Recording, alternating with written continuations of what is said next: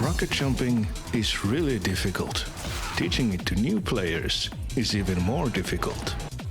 This was my dilemma when I was starting my solo indie project, Bion Lenja, a game best described as Portal, but with rocket jumping and bee hopping, with a healthy dose of early 2000s. In 2011, my friend took me to a crazy TF2 map, Jump Pagoda. This was my first experience with rocket jumping. I couldn't make it past the first jump up the tower, but seeing my friend so gracefully air strafe around the ledge was something I would never forget. In 2024, I started working on my first game, mostly to just learn the basics. The main character would have a blade arm, which they could use to break walls and defend from enemies. But as soon as I added the blade, I immediately wanted to rocket jump with it. So why not? It could add some interesting exploration and verticality to my beginner game project. I started by adding some collectibles and upgrades in places which require blade jumping. This new direction was a big hit among the playtesters. I added these platforms to the tall room so that the players could jump their way up and discover this optional location. At the end of the test version, I doubled the blade jump power and made the attack speed match the rocket launcher from TF2. If the player keeps going up, they will discover the very first blade jump course, Jump Blade, inspired by TF2 jump maps. This was the testing ground for blade jumping. I noticed that many of my playtesters who had never had rocket jump before got the hang of it much faster than I expected. You see, I've tried to teach my friends to rocket jump in TF2, but with low success. Especially something like consecutive wall shots are often overwhelming to new players, because the projectile requires you to gradually aim in front of you, depending on your speed.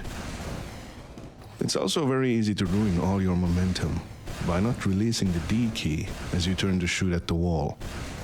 To many beginners, it feels like you're just randomly getting slower, with no feedback of what you did wrong. I wanted more players to discover the joy of rocket jumping. So what if I used my game to teach them the basics? Make it a rocket jump power fantasy. Once they complete the game, those hungry for more can graduate to TF2 or Momentum mod to add to their rocket jump skills. The first step was to eliminate the largest variables that screw new players over.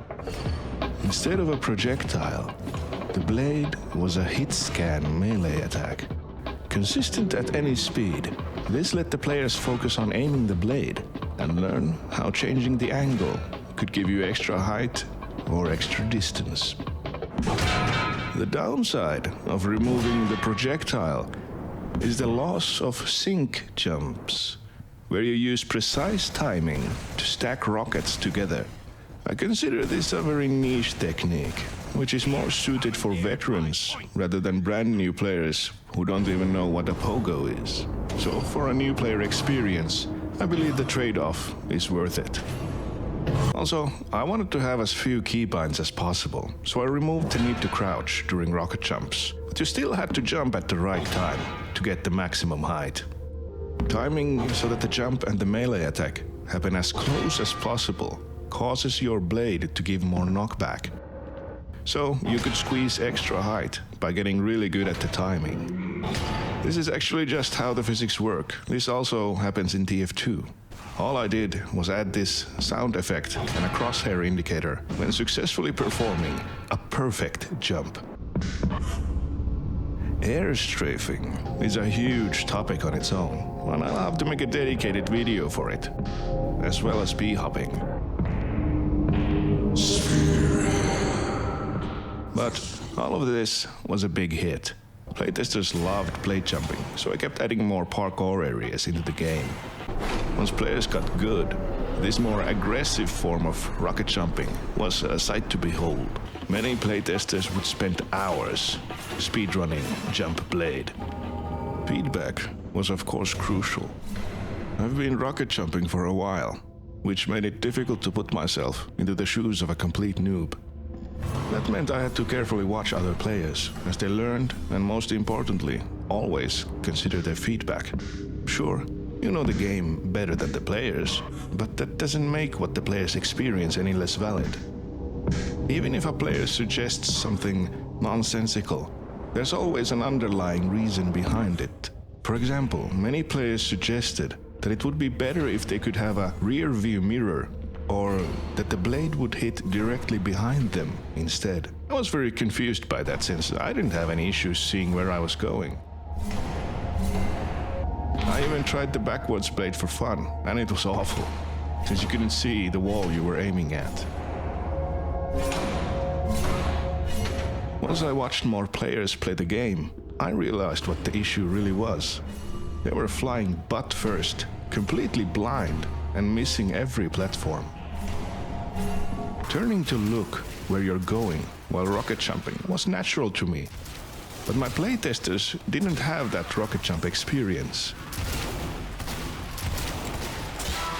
Landing blade hits on the wall at a correct angle was taking all their focus, since they were still so new. Adding anything extra to that was simply too overwhelming at that point. I was also used to the difficulty of TF2 jump maps, meaning pretty much everything was very overtuned. Especially the Needle of Galgalim, which I made as a reference to Jump Pagoda.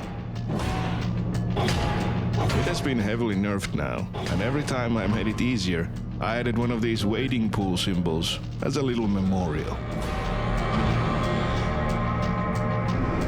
I tweaked all levels to require less consecutive blade jumps. And I added obstacles that required the player to use specific angles in order to make the player more comfortable with flicking the camera. I also added my wow. Wow.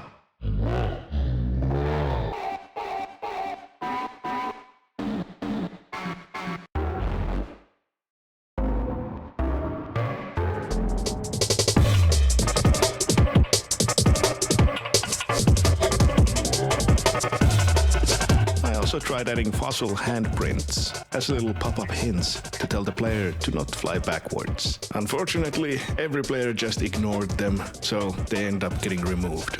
The handprints, I mean. I also added a range indicator for the crosshairs to show you when your blade is in range.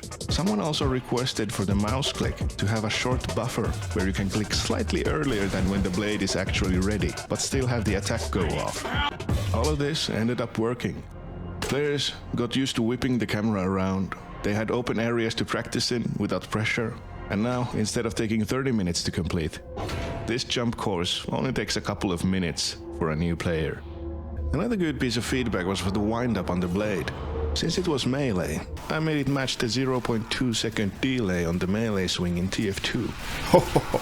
Sort of like caber jumping. All I had to do was click the mouse slightly earlier. Easy, right? These are so sloppy. It's making the bee hopping easier. Whoa, wait. I start turning my mouse to look in the other direction before this is finished poking.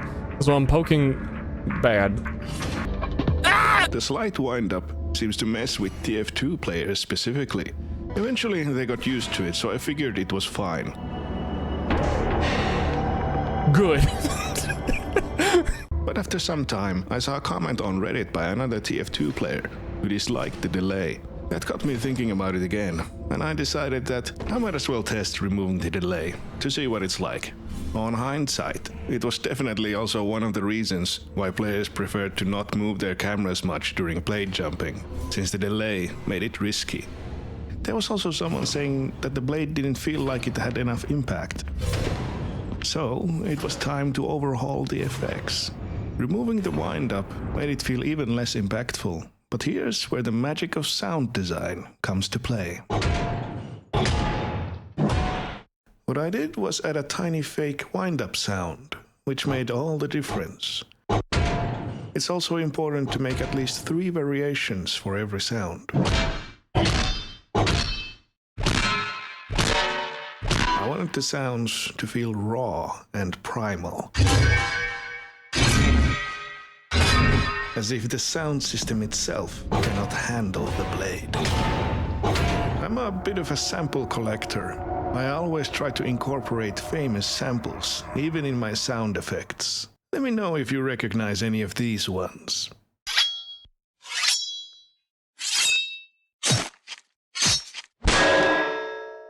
All put together, this is the result, and it feels really good. So I decided to keep the instant blade swing, and based on player feedback, it was a good choice. Shout out to my Discord, where everyone helped me to test these changes. Link in the description.